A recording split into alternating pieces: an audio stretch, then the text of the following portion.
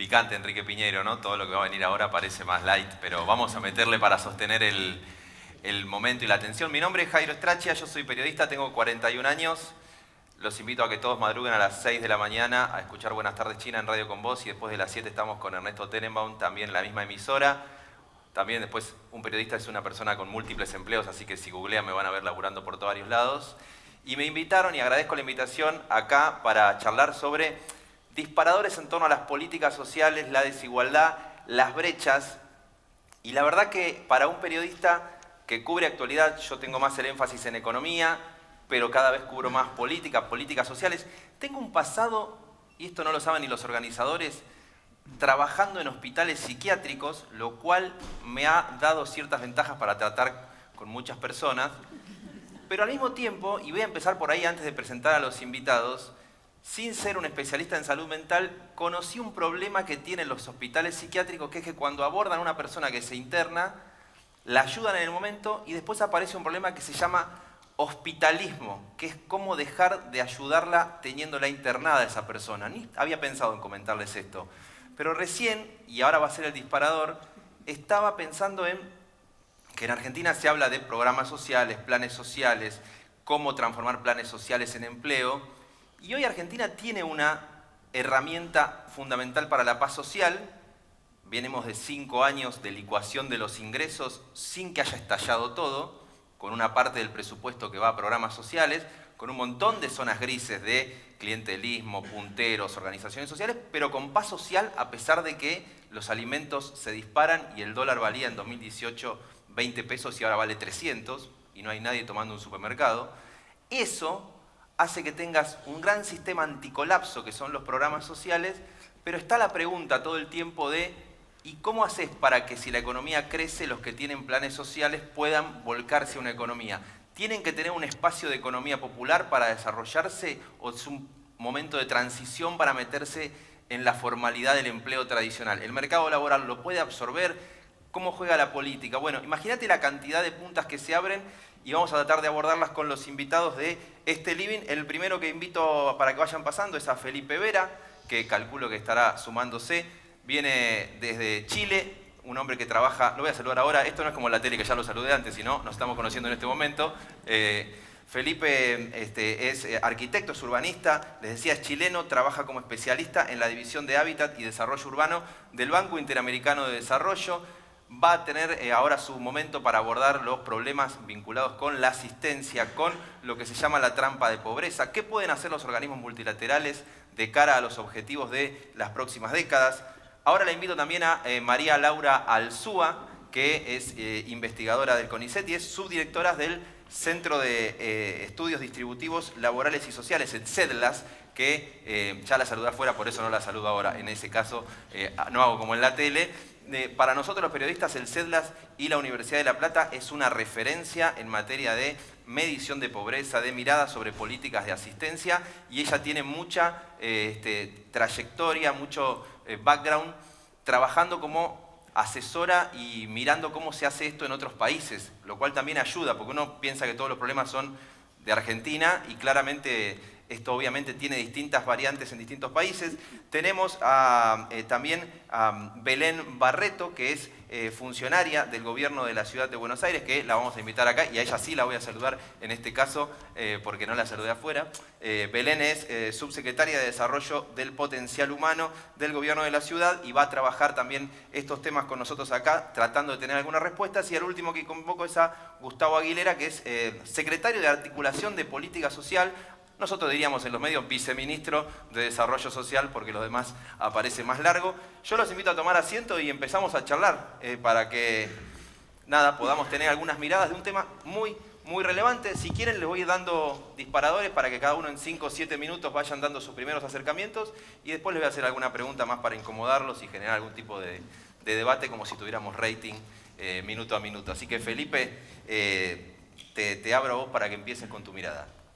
Bueno, primero que todo, ¿me escuchan, no? Sí. Muchas gracias por la invitación y qué lujo estar en un panel con todas estas personas, ¿no? Un poco retomando lo que estábamos conversando recién, lo que mencionaba Enrique, creo que es difícil tener esta conversación sin tener una mirada de futuro, ¿no? Y quiero mencionar 4 temas que creo que son clave cuando pensamos en las barreras y en las brechas de desarrollo que tenemos que salvar. Esos 4 temas son la escala, la desigualdad, la migración y el cambio climático, que son realmente un cambio de escenario muy radical que vamos a estar viendo en los próximos años. En relación a la escala, el mundo hoy tiene 7,5 billones de personas. Hacia el 2030 vamos a ser 10 billones de personas. Es decir, el 25% del mundo, el 25% de las ciudades, están aún por ser construidas, ¿no? Y eso me lleva un poco al segundo tema, que es la desigualdad. Y es que ese crecimiento no va a ocurrir en los países más desarrollados. Europa va a perder población, Estados Unidos va a tener más o menos una población estable, y donde realmente va a ocurrir va a ser en ciudades grandes del sur global, de lo que llamamos como el mundo de la mayoría, ¿no? Ciudades como Sao Paulo, Buenos Aires, Santiago, Nueva Delhi, van a absorber 25, 60, 70 personas por segundo. Y en este mundo de la mayoría, el 30% de la población vive en asentamientos informales, que es un poco la respuesta que daba Enrique a mi pregunta recién, ¿no? Entonces, lo que quiero decir con esto es que hay un 25% del mundo que de alguna manera, en gran medida, va a estar construyendo la economía popular y que tiene que ver con ese gran desafío que tenemos que entender y que tenemos que avanzar para poder derribar brechas de desarrollo. Solo un dato, en la región 17.500 personas migran a diario de la ciudad formal a los asentamientos informales. Luego hay un tercer tema, es un tercer tema que todos sabemos, pero que poco hablamos, y me gusta porque Enrique también lo mencionó, la migración. El mundo tendía a ser un mundo estable. Hoy día el mundo es un mundo que está cada vez más fluido, un mundo en el que las personas se mueven más rápido y las personas ya no se mueven aspiracionalmente. Hay una migración forzada. Hoy hay 1.000 millones de personas en el mundo que migran, de las cuales 250 millones de personas migran de un país a otro, y las proyecciones dicen que hacia el 2050, en vez de 250 millones de migrantes, van a haber 350 millones de migrantes, 100 millones de migrantes adicionales. Y no es raro, y todos lo sabemos, porque está el barrio Mujica, la ex Villa 31, que fue un barrio hecho por migrantes, que gran parte de estos migrantes que no son aspiracionales, que son migrantes forzados, que están obligados a dejar sus países, alimentan los asentamientos informales. El caso de Chile es muy radical. Todo el norte de Chile tiene asentamientos informales en los cuales el 80 o el 90% de la población son migrantes. Esto es algo que no habíamos visto antes, ¿no? Y esto me lleva al cuarto tema, que tiene que ver con el cambio climático. De esos 100 millones de personas, hoy día los drivers de la migración son múltiples, pero de esos 100 millones de personas adicionales que vamos a estar viendo en el futuro, 100 va a haber un cambio de proporciones, pero 100 millones de migrantes van a estar relacionados a cambios en las cadenas productivas vinculados al cambio climático. Y por tanto, no solo tenemos más gente y gobiernos que no tienen cómo dar vivienda y atender esa población, no solo tenemos mayor cantidad de asentamientos informales, a los cuales tenemos que de alguna manera empezar a reconocer y legitimar la economía popular. No solo tenemos también mayor nivel de migración, más vulnerable, más feminizada y más difícil de integrar y más rápida, más repentina, sino que también toda esa migración, o gran parte de esa migración, va a alimentar los asentamientos informales, que son aquellos lugares donde hay mayor nivel de exposición. Y para terminar, solo quiero decir, hoy todos los gobiernos han hecho grandes acuerdos, está la COP, París, etcétera, que son acuerdos a escala de gobiernos y hemos tenido un foco en mitigación, pero eso como que ya se acabó. O sea, está bien, hicimos los acuerdos, fantástico, el cambio climático ya está aquí, lo que lo están sufriendo son las personas de asentamientos y el gran desafío es cómo adaptamos estos asentamientos a las brechas de cambio climático. Así que solo esta intervención es para decir, y creo que lo vamos a discutir acá, tenemos un paradigma muy basado en entregar infraestructura a los asentamientos informales. El gran desafío hoy día es romper los círculos intergeneracionales de la pobreza, y creo que lo que están haciendo las personas que están acompañándonos en el panel es realmente una joya de conocimiento que vamos a poder compartir en lo que tenemos por delante. Bien, ahí vamos a ir metiéndonos después en algunas preguntas, pero está bueno porque cada uno viene con lo que está viendo. Tu mirada es los problemas regionales con el cambio climático, la vivienda, los asentamientos. Me interesa escuchar a María Laura Alzúa, que ha trabajado asesorando a Gambia, Benín, Costa de Marfil, y después ir viendo cómo en perspectiva nos metemos en cuestiones que son mucho más locales también, porque cualquiera que está escuchando lo que es problemas de pobreza, de asistencia social, entiende que acá tenemos otros desafíos que por ahí se juntan con los que plantea Felipe, así que primer puntapié para María Laura. Bueno, hola, ¿se oye?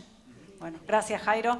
Bueno, yo antes que nada soy profesor, entonces me falta la pizarra, por eso me traje un pequeño machete porque no me dejaron ni pizarrón ni presentación.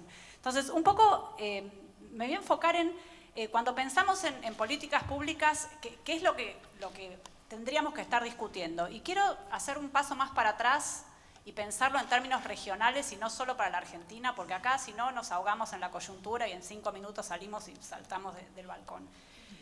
Y quiero hablar de 3 puntos que son de una perspectiva regional y 3 momentos históricos de los últimos años y dónde estamos ahora. Antes del COVID, el COVID agudizó los problemas que voy a mencionar. Entonces, si uno piensa en Latinoamérica en los 80, a principios de los 90, es la llamada década perdida, alta inflación, un desmanejo macroeconómico de casi todos los países, bajo crecimiento. Eso después se revierte hacia mediados de los 90, a principios de los años 2000, en donde la mayoría de los países lograron ordenar sus cuentas macroeconómicas, tener mejoras en sus frentes fiscales y comenzó en la región, y esto digamos, es importante mencionar que no solo en Argentina, en toda la región, una mayor cobertura de poblaciones sociales que antes estaban excluidas. Entonces, es arbitrario, pero pongámosle, no sé, a mediados de los años 2000, Latinoamérica crece, empieza a cubrir cada vez más a sus poblaciones vulnerables y eso permite una mejora en la distribución del ingreso. Entonces uno ve todos los indicadores de distribución del ingreso, de pobreza, mejorando. Y nosotros que estábamos del otro lado estudiando decíamos, bueno, esto es un punto de quiebre o Latinoamérica, ante la primera crisis que haya, ante la caída del precio de los commodities, vamos a volver para atrás. Hoy podemos responder esa pregunta, volvimos para atrás. Entonces, quiero hablar, y esto era antes del COVID, entonces voy a hablar un poco de estos 3 temas que dije, que son claves para pensar cómo puede Latinoamérica salir de esta trampa que tiene, digamos, bajo crecimiento hoy y unas políticas redistributivas que son no de lo más eficientes y que además tienen distinto grado de consenso social. Y es muy difícil llevar una agenda de políticas sociales adelante cuando el consenso social es bajo. Entonces, los 3 puntos que quiero mencionar es, bueno, ¿cómo es la calidad del gasto público en Latinoamérica? Es cierto que a mediados de los años 2000 crecen en toda Latinoamérica y en Argentina la cobertura de programas tipo Asignación Universal por Hijo, que es una protección a niños que nacen en hogares pobres, y las pensiones no contributivas. Estos son pensiones para adultos mayores que no tienen historia contributiva. Esto es probablemente los ítems que más crecen de políticas sociales en Argentina y en toda Latinoamérica. Entonces, son adecuadas, son sostenibles, que están financiadas de la mejor manera. O sea, cuando hablamos de el quiebre en la política social, son estas 2 cosas que se introducen en esos años, ¿sí?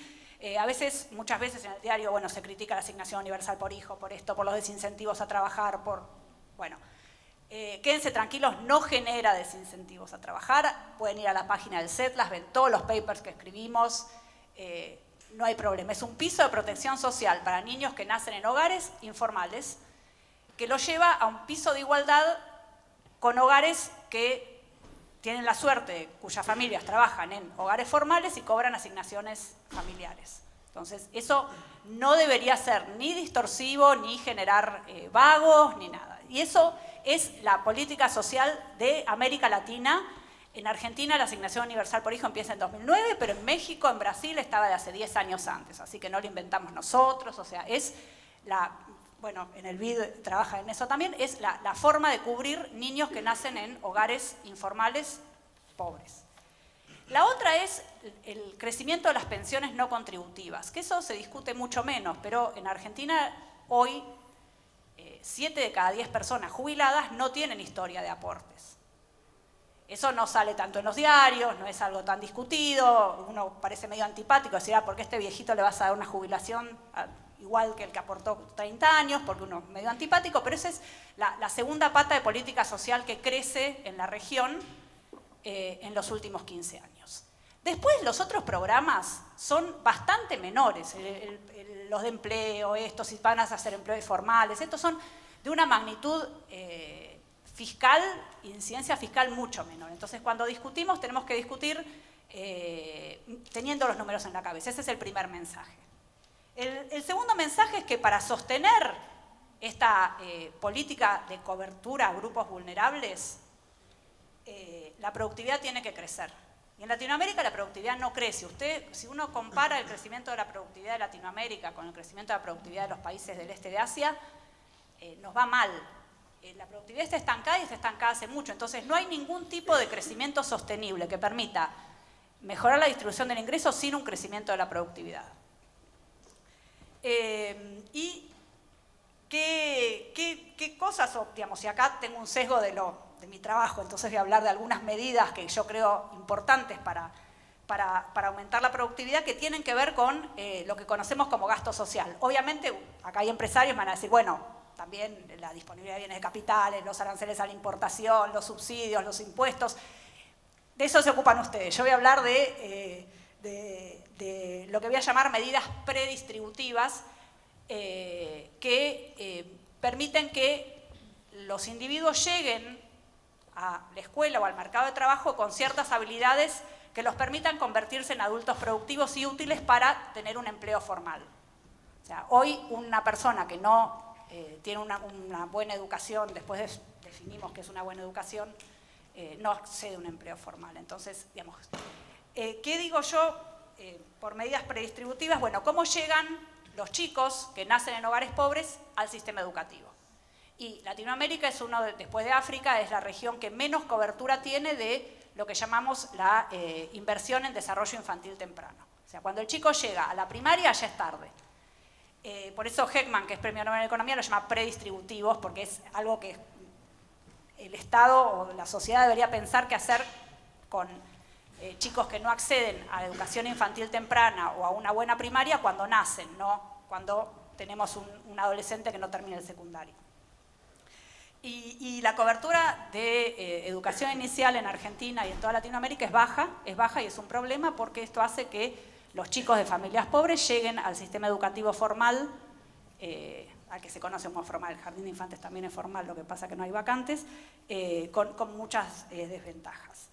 Dejo por acá, sí, después, dale. No sé si querés, ellos pueden hablar de políticas específicas que saben bastante más que yo. No, pero dejaste un montón de títulos, la verdad, que dan después para ir indagando y preguntando, pero bueno, escuchemos ahora los que están, como vos decís, en la toma de decisiones de políticas públicas. En la ciudad está Belén Barreto, trabaja en el equipo con María Migliore, que también tiene una mirada de cómo abordar la economía popular. Y te lo tiro como disparador para ir, después vos andá para donde quieras, pero la economía popular aparece como un sector para desarrollar en sí mismo o como transición a la economía tradicional formal.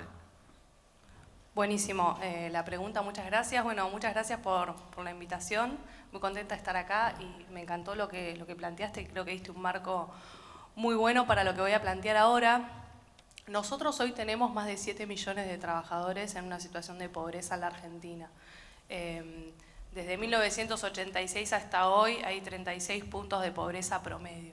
Entonces eso generó y genera un poco lo que también planteaban ustedes, una pobreza estructural que se va reproduciendo.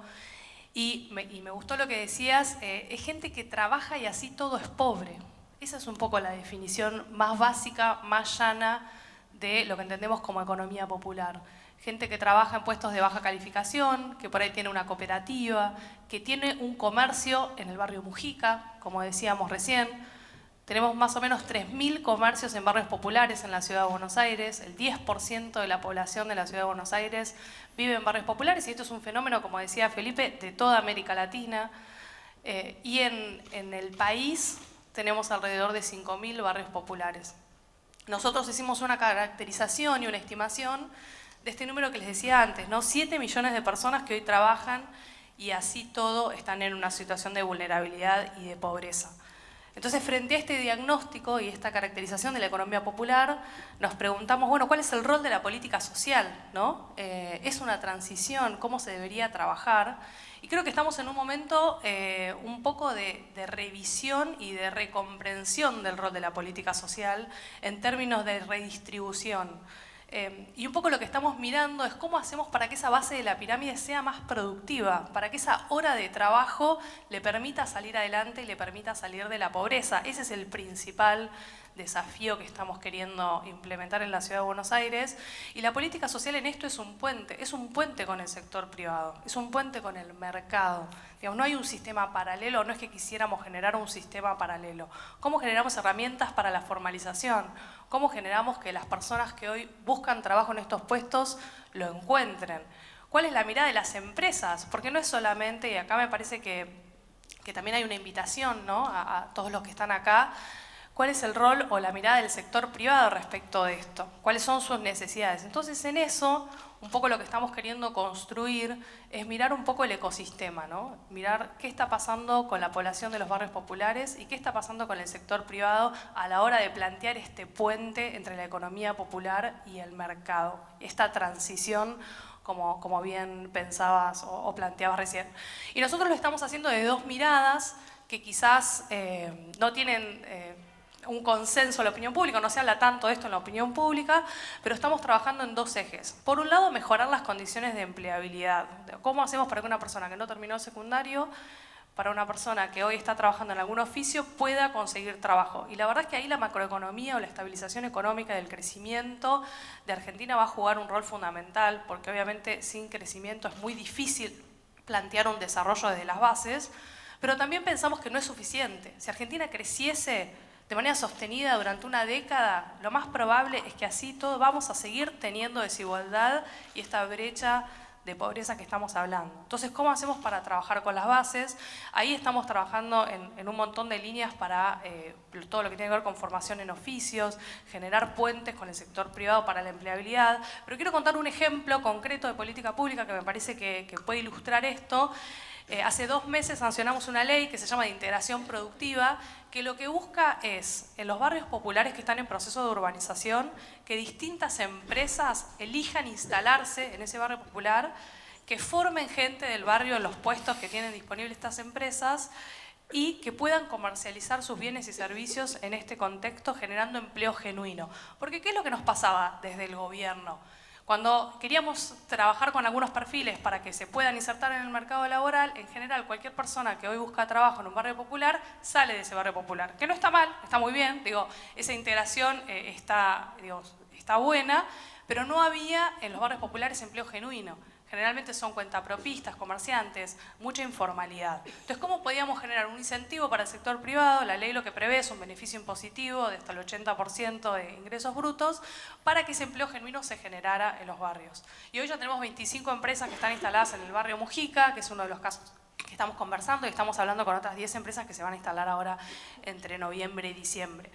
¿Qué es lo que quiero plantear con este ejemplo, ¿no? Es un poco mirar todo el ecosistema, es mirar el barrio popular, es mirar a los vecinos que están buscando trabajo y también mirar a las empresas, cuáles son las necesidades y los incentivos que tienen para poder ser parte de este ecosistema de desarrollo. Belén, ¿te parece que hacemos un punto ahí? Perdón. Y ahora seguimos para escuchar a Gustavo Aguilera. Me interesa, ahora haces vos tu desarrollo, pero desde el Ministerio de Desarrollo Social de la Nación, habitualmente pasan los gobiernos y se hablan de los planes de empalme de los programas sociales, de cómo convocar a las empresas a que tomen gente que está cobrando un programa social. Me interesa escucharte sobre eso, si tuvieras que convencer a alguien que tome a alguien, cuáles serían las alternativas. Pero puede estar la otra mirada que dice, che, pero las organizaciones sociales tienen distintas subsecretarías del Ministerio de Desarrollo, entonces ¿les conviene dejar de manejar tal programa? Me interesa también esa mirada.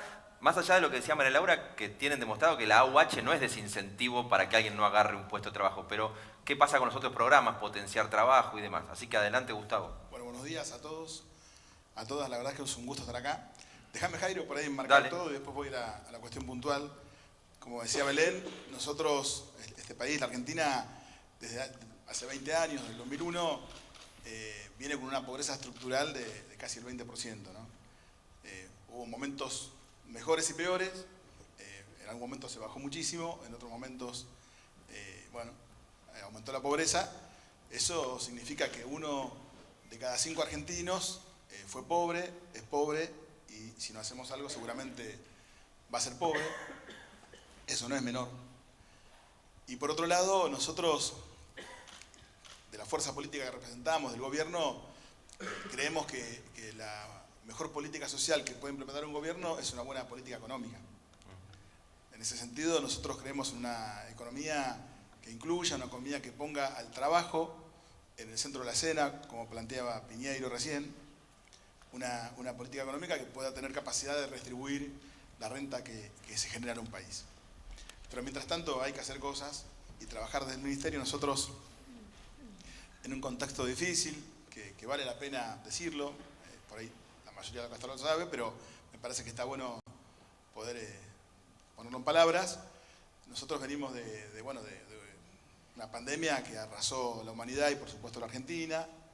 Venimos de soportar una deuda con el Fondo Monetario Internacional que es monumental, inédita en la historia de los países del mundo. Estamos soportándola. Venimos de una guerra que impacta sobre la energía, los alimentos, que se siente, y también tenemos una inflación que duele, especialmente en los sectores más humildes de nuestro país. Ante eso, nosotros en el Ministerio estamos trabajando con algunos ejes importantes que tienen que ver, por un lado, como decías vos, de garantizar la asistencia alimentaria. Se ha implementado en este gobierno un plan de asistencia alimentaria que es el más importante de la recuperación de la democracia, que es la tarjeta alimentar, que permite que 4 millones de chicos y chicas de toda la Argentina reciban una ayuda económica. Esto es un programa federal que llega a cada rincón de nuestro país sin intermediación. Estamos con un programa de inclusión socioproductiva muy importante, que es el potenciar trabajo, con esta lógica de transformar planes en trabajo, y ahora, si querés, ahondamos un poquito más en esa lógica. Estamos implementando un programa de construcción de espacios de primera infancia, que lo hacemos justamente con los amigos de Felipe, que tiene que ver con construir espacios de cuidado infantil en todo el país, con una mirada muy federal, que no solamente para cuidar a los chicos, sino también está ligado al trabajo, para que los padres y las madres puedan dejar los chicos en esos espacios de cuidado. Y estamos avanzando fuertemente también en una política de urbanización de 5.400 barrios populares en Argentina, que no solamente mejora la calidad de vida de las familias que viven en barrios populares, con los servicios como el agua, el gas, las cloacas, sino también genera trabajo. Claramente genera trabajo. Estamos haciendo una experiencia con Mi Pieza, que es un sorteo que se hace a mujeres que viven en barrios populares, que claramente impacta no solamente en la vida y en la calidad de vida de las personas que viven en ese lugar, sino también en el trabajo. Muchísimo genera eso. Y por otro lado, esas políticas las estamos implementando en un gobierno que es una coalición de gobierno, que como la coalición anterior tiene tensiones, y que eso hay que administrarlo y tratar de poder avanzar. Nosotros estamos convencidos de que la pandemia o este tiempo saldó una discusión que tiene que ver con el rol del Estado, ¿no? Creo que antes de la pandemia se discutía, o algunos discutían, si Estado sí o Estado no. Me parece que la pandemia dejó claro que si no había Estado, mucha gente, no sé si los que estamos acá, porque por ahí podemos acceder a un hospital, a un respirador, a un cuidado, pero muchísima gente no pudiera estar hoy en Argentina o en el mundo si no hubiera estado presente el Estado, ¿no? Sí creo que hay un debate por delante, que es qué Estado queremos. Un Estado, nosotros pretendemos un Estado mucho más flexible, mucho más plástico, que tenga más compromiso con el territorio. Un territorio que es complejo. Seguramente los que están acá conocen parte de eso. Belén seguramente, como yo, estamos todos los días en la trinchera y sabemos que el territorio ha cambiado. Siempre han estado los municipios, las provincias, cada área del municipio, la Secretaría de Obras Públicas, la Secretaría de Salud, de Acción Social. Se le suma a eso las iglesias, que estuvieron siempre, las fundaciones, los clubes, como el Virreyes Rugby Club, cuenta Piñeiro. Yo soy de San Fernando y es un club ejemplo, soy amigo y acompaño la actividad que hace el Virreyes Rugby Club en San Fernando. También en los últimos tiempos se han sumado organizaciones sociales que han trabajado mucho. Esa variedad de actores en el territorio genera cosas buenas y no tan buenas. Genera, por un lado, un entramado social que contiene, que asiste. En la pandemia se vio eso mucho. pero también genera tensiones, muchas tensiones, que se ven en la 9 de julio a veces, claro. O en Uspallata también. Bueno, me parece que el desafío de este Estado es poder conducir las políticas sociales desde de arriba para abajo, pero también la construcción de abajo para arriba, ¿no? Me parece que hay que trabajar en eso, con ejes importantes como es la economía popular.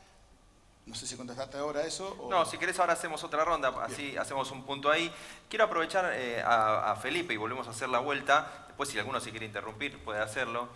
Felipe, acá cuando alguien dice BID es Massa yendo a pedirle guita para el Banco Central. Después viene toda la explicación tuya de no, estamos trabajando a ver con la brecha de pobreza, pero vos decís BID, buscás las últimas 5 noticias de la última semana, es Massa mangueándolo para tener dólares en el Banco Central. Me interesa por eso que vos digas, por lo menos como disparadores, políticas concretas que quieras ejemplificar del BID desarrollándolos acá en Argentina. Y cuando vos mirás de afuera, como decía María Laura, la eficiencia del gasto social que financia el BID, ¿qué te queda, digamos, para mejorar? ¿Qué ves vos que podría mejorarse en los programas que financian en Argentina? Bueno, gracias por la pregunta. Creo que es una pregunta clave y muy buena porque nos ayuda también a explicar qué es lo que hacemos nosotros acá en Argentina. Y algo muy lindo es que al menos con ellos a mí me ha tocado trabajar, creo que en todos los programas que han mencionado de una manera u otra. Y que tiene que ver con lo de la calidad del gasto, ¿no? Nuestro trabajo en el terreno no es dar dólares, no es financiar. Nosotros financiamos a los gobiernos, pero el banco es un banco de conocimiento y un banco de desarrollo.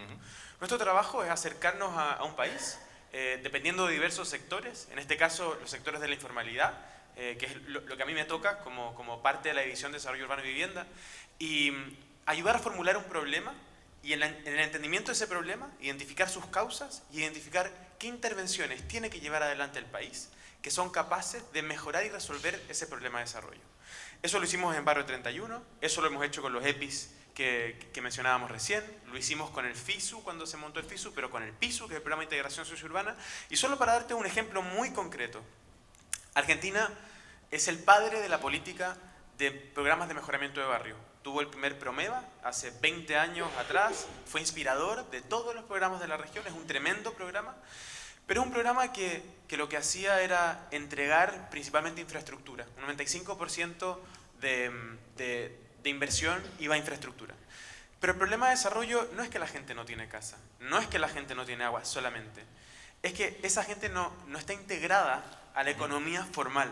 Entonces nos empezamos a dar cuenta, y comenzamos con el Barrio 31, con Barrio Mujica hoy día, y seguimos con todos los barrios del Renabá, que ayudamos a trabajar en el marco del FISU, que teníamos que cambiar la ecuación y que lo que teníamos que hacer era hacer programas que fuesen capaces de romper esos círculos intrageneracionales de la pobreza y asegurarnos que las familias formalizadas no le estabas transfiriendo un costo al darle agua, luz y saneamiento y que básicamente no estabas haciéndolos ser más pobres a largo plazo, ¿no?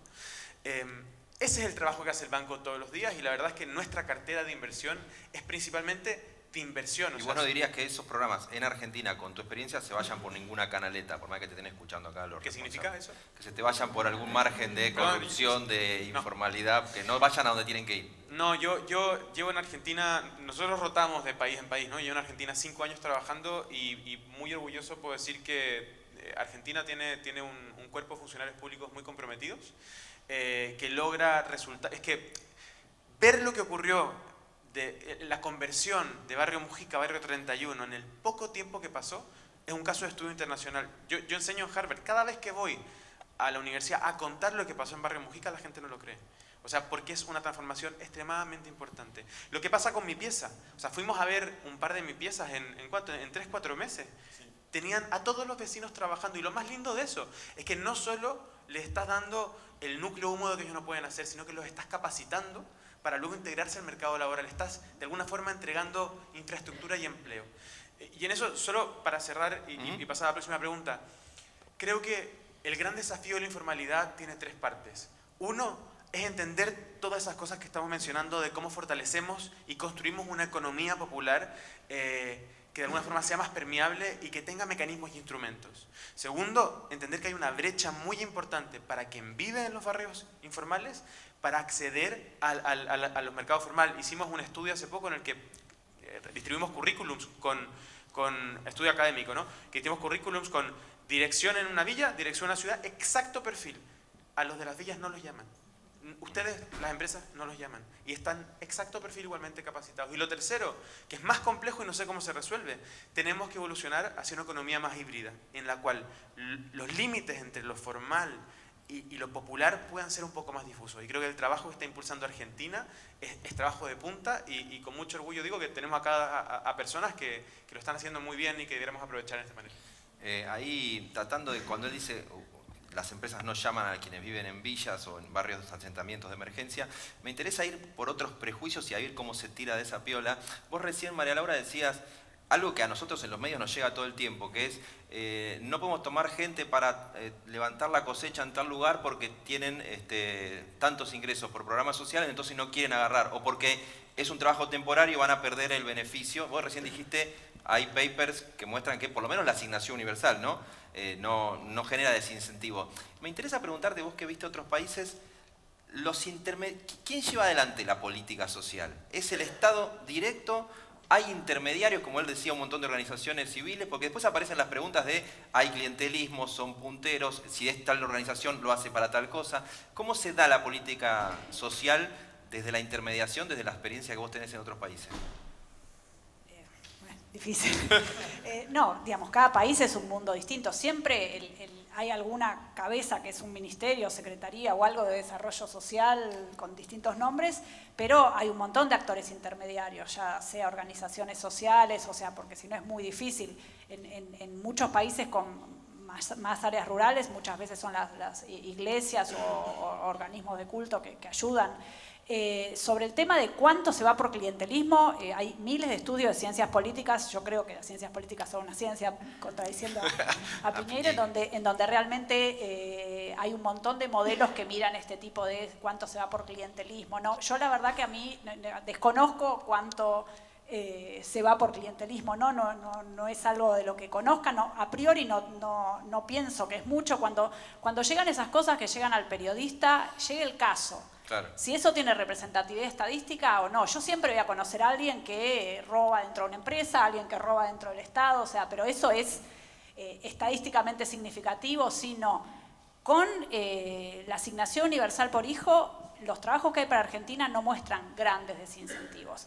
Con programas similares a la asignación universal por hijo para México, para Honduras, para Nicaragua, nosotros no encontramos ningún desincentivo a las horas laborales trabajadas.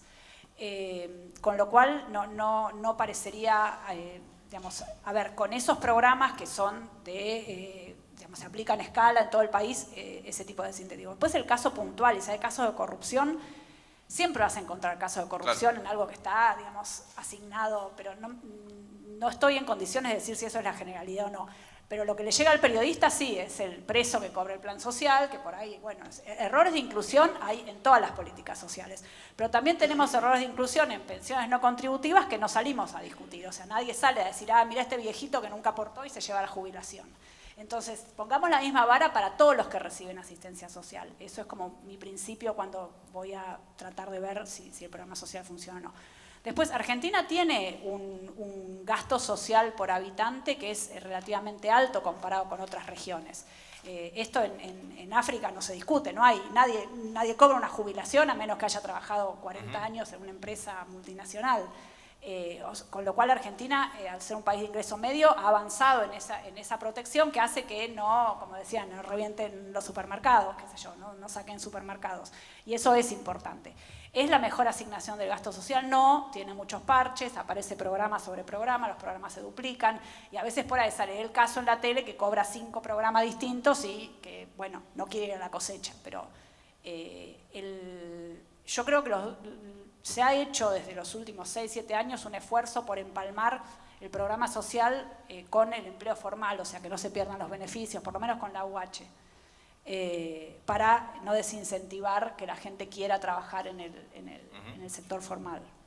Y ya que estamos, y pueden agarrar desde esas juntas que están surgiendo, pero algo que me gustaba de este panel es que hubiese alguien de nación y de ciudad, porque entiendo que, digo, de lo que hoy sería oficialismo y oposición a nivel nacional, de distintos palos de la grieta, porque da la impresión de que, o es una pregunta también, en el manejo de la política social se llegó a un consenso más o menos, o sea, estaba la fantasía de va a ganar Macri en 2015, va a sacar todos los planes sociales. La verdad que ve los números y te da otra cosa. Hay como una idea de que ese espacio político no voló de la faz de la tierra a la política social, y obviamente comparte algo de eso con el kirchnerismo. ¿Está bien lo que estoy diciendo? ¿Hay un consenso de, a ambos lados de la grieta, mantener la política social? Y en todo caso, ¿cuál creen que es la diferencia de mirada? Miren lo que les estoy tirando. Bueno, voy primero y después vos me dirás. Sí. En dónde estamos de acuerdo y en dónde no. A ver, hay un piso de protección en Argentina, o de protección social, que con estos números que estábamos hablando y que con este contexto tiene un montón de sentido, y comparto lo que decía Laura, de que quizás hay que poner foco también en la pobreza infantil.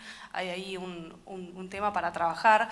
Nuestra propuesta, o lo que estamos queriendo repensar en términos de política social, justamente tiene que ver con herramientas para productivizar a la base de la pirámide, y no solamente con el empalme al empleo, o como yo di el ejemplo antes, que tenía que ver con el empleo, pero con una mirada un poco más amplia de, bueno, empresas en un barrio popular.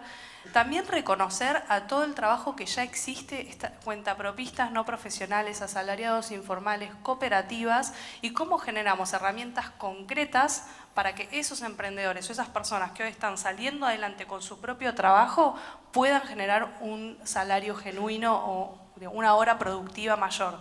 Y ahí nosotros estamos trabajando en 3 grandes ejes. Uno tiene que ver con la comercialización, y ahí estamos trabajando con varias empresas que están acá para que puedan consolidar las pymes o las empresas un poco más grandes una nueva cadena de valor productiva en donde incorporen a todos los emprendimientos sociales como parte de su cadena de valor. Hoy, en el mundo se está hablando de producciones que sean sustentables y que sean sostenibles, no solo desde la perspectiva del cambio climático, sino también desde la perspectiva social. Cómo una empresa, impactando sobre su red de proveedores, puede generar desarrollo. Y esa es una pregunta que tiene una respuesta, y que hay un proceso para poder lograrlo, y por suerte hay muchas empresas que están muy comprometidas con esto. También estamos trabajando muy fuerte con lo que es acceso a financiamiento. Hoy en Argentina hay muchos desafíos para el acceso a financiamiento en general de todo el sector productivo, pero obviamente un emprendedor social, así como no lo contratan si dice Villa 31, muchísimo menos le van a dar un crédito. Entonces ahí también creamos un vehículo con 9 empresas que nos están acompañando de inversión social para que todo este sector pueda comprar la cafetera que necesitan, la maquinaria que necesitan, compra de insumos para poder escalar su producción. Ahí un poco nuestra mirada es complementar la política social y esta idea del empalme al empleo con generar mayor productividad en la base, desde la comercialización, desde el financiamiento, desde los sistemas productivos, poder acompañar para que se formalicen y para que puedan ser más eficientes.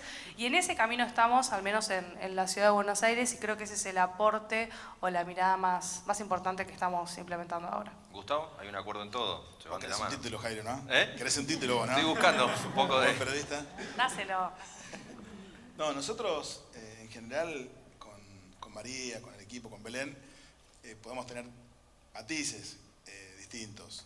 Me parece que la gran diferencia está en la mirada económica, ¿no? Nosotros creemos en una política económica que priorice el trabajo argentino más allá de la rentabilidad, que entendemos que el trabajo es un ordenador social que le sirva a todos, ¿no? Eso es un poco la idea, y no sé, esto que decía el condicionante de la deuda con el fondo claramente marca esas diferencias, ¿no?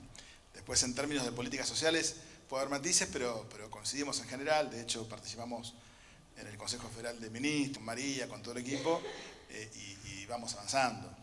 En relación a un tema que me parece de no menor, que es el tema de la economía popular, vos haces una pregunta, si eso es una transición o no. Yo creo que la economía popular llegó para quedarse en el mundo, no en la Argentina. Hay que tratar de no dejarla sola, y desde el Estado poder dar herramientas para que eso tenga más formalidad, más rentabilidad, más cuidado. Y hay una parte, por supuesto, que tiene que ser empleo formal. Nosotros no nos resignamos a que la Argentina se industrialice, que la Argentina genere empleo tradicional. No nos resignamos a eso. Hace 30 años la Argentina no crece el empleo tradicional, ¿no? La UON, que es la Unión Obrera Metalúrgica, tiene menos afiliados que hace 30 años, y así la mayoría de los gremios de la producción. No nos resignamos a eso. Creemos que la Argentina puede todavía crecer más en políticas de industria y de generación de trabajo más productivo.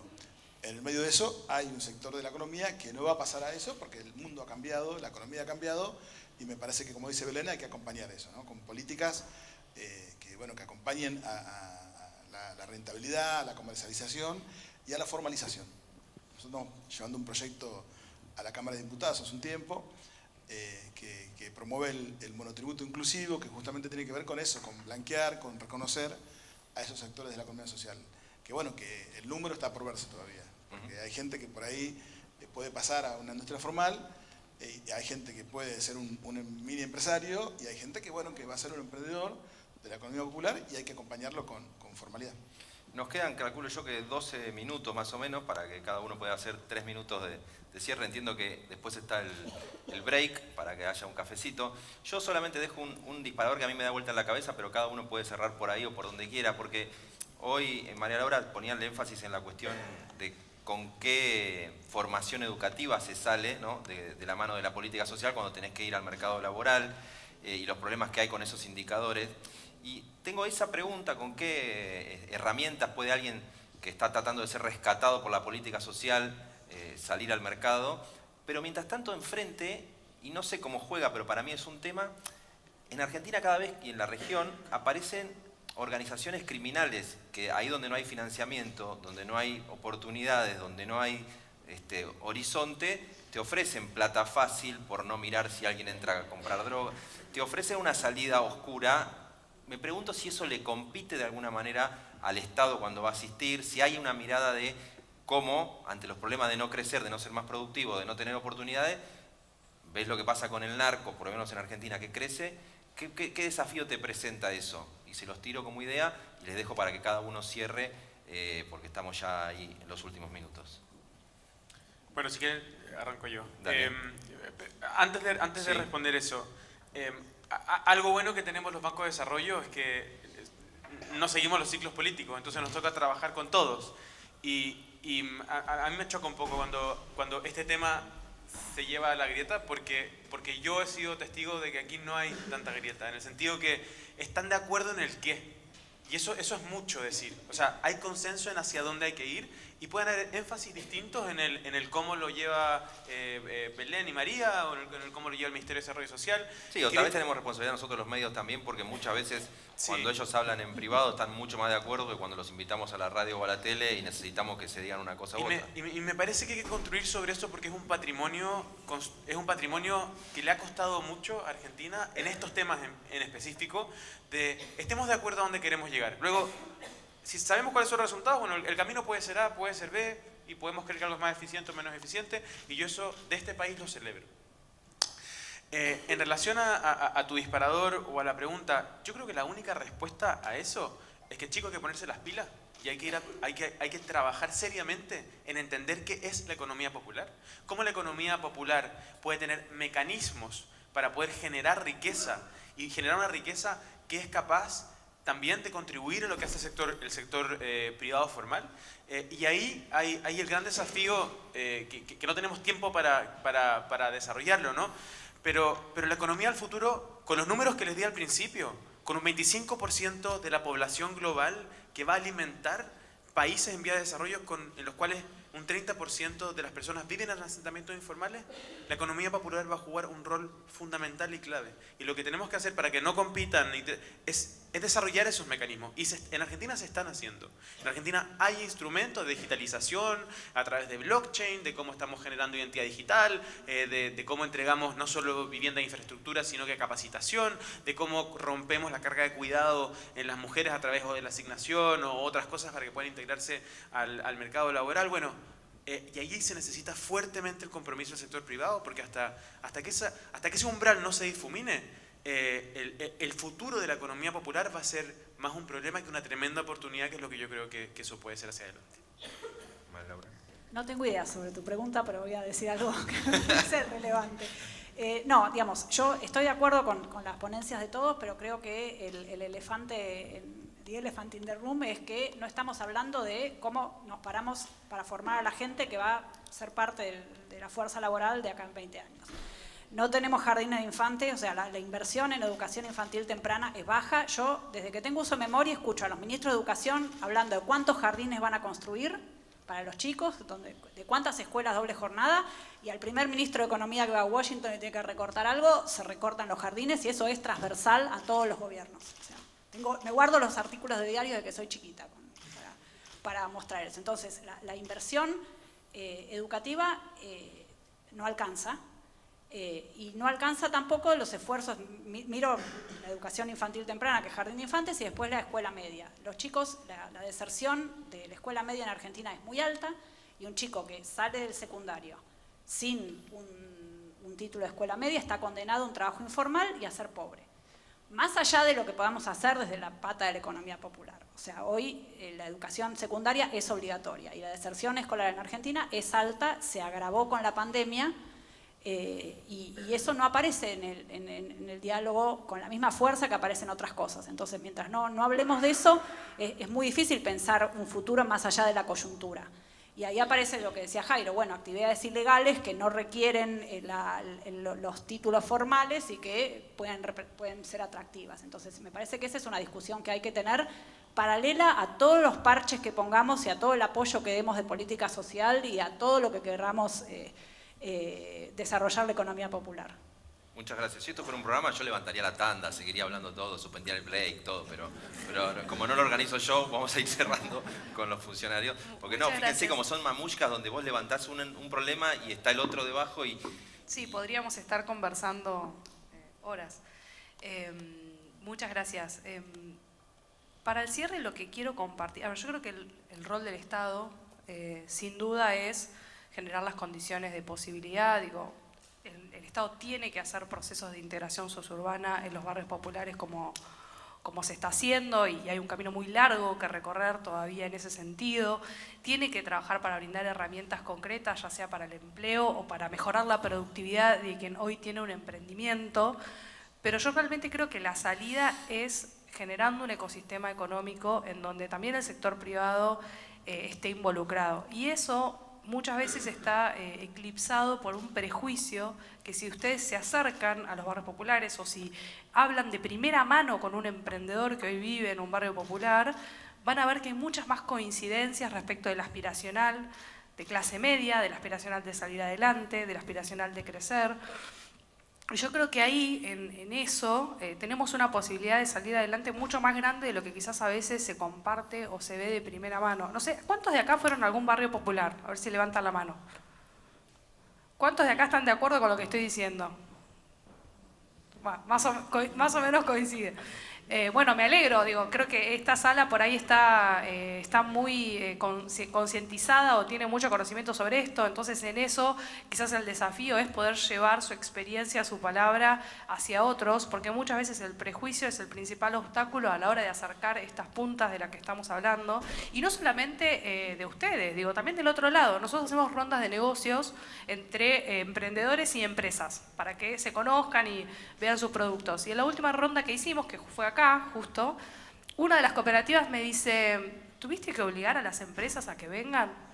Digo, no, ¿cómo obligar a las empresas a que vengan? Digo, realmente había un prejuicio también del otro lado de que no iban a querer conocerlos. Entonces yo creo que hay algo de eso que todos podemos, digamos, tomar partido y generar un nuevo ecosistema. Y esa va a ser la única forma de salir adelante. O sea, el Estado puede inyectar política social, puede hacer procesos de integración suburbana, pero si no trabajamos todos en conjunto con un compromiso real, va a ser muy difícil. Así que aprovecho para cerrar con eso. Y pues después le voy a pedir a Gustavo, pasate un chivo, un link o alguna dirección si hay gente de empresas que quiere ir al programa de integración productiva o contratar a alguien, como él decía, aunque diga que vive en tal lugar, si quieren hacer una especie de empalme, ¿por dónde Buenísimo. tienen que ir? Después le pido a Gustavo que también lo cierre. Tenemos un LinkedIn que se llama Red de Impacto Social. Y entran ahí, se conectan directamente con nosotros, con toda la oferta, digamos, de vinculación con el sector privado, por LinkedIn. Si no, bueno, los Instagram más personales, Belu Barreto, pero ese es el canal formal. Bueno, Gustavo, cerrá vos y pasate el chivo al final de los programas para hacer ese empalme. La verdad es que me quedé corto, ¿no? Porque, digo, como decís vos, cada tema tiene una profundidad que la estamos abordando muy por abajo, con poca profundidad. Pero es interesantísimo y deja abiertas puertas para seguir charlando. La verdad es que yo creo que la Argentina tiene amenazas y oportunidades. A mí me preocupa esta pobreza estructural de hace 20 años, me preocupa.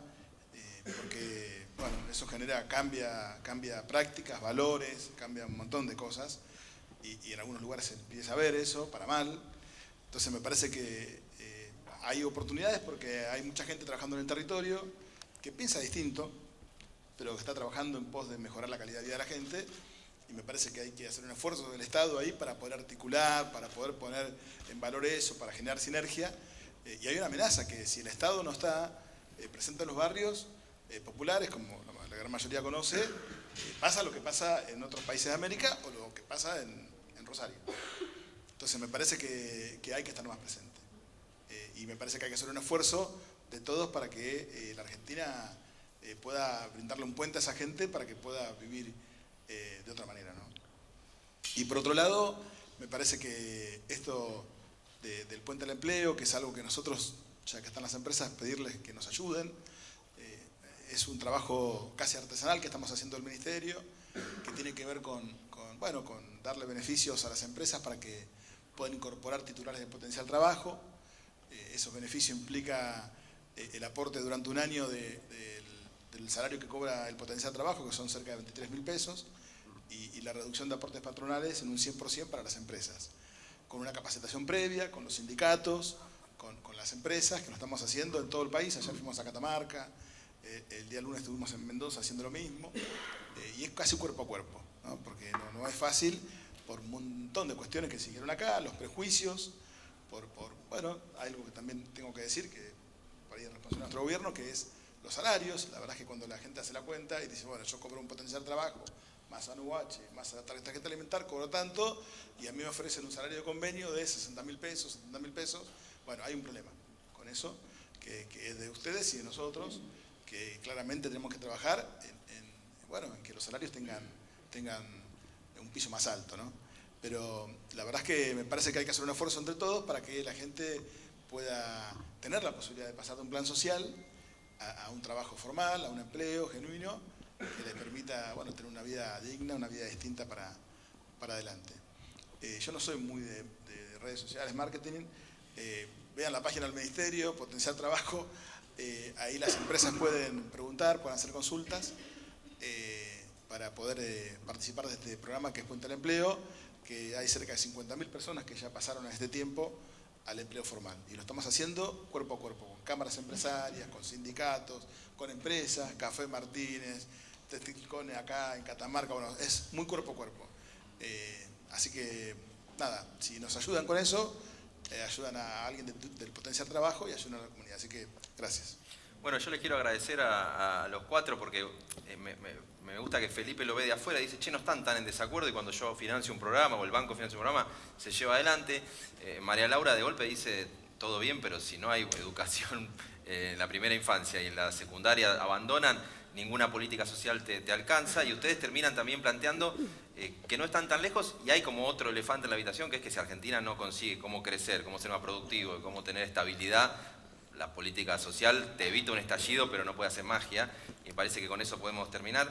Gracias a todos por prestar atención, por estar ahí, y gracias por la invitación para esta jornada, y gracias a ustedes también, muy amables.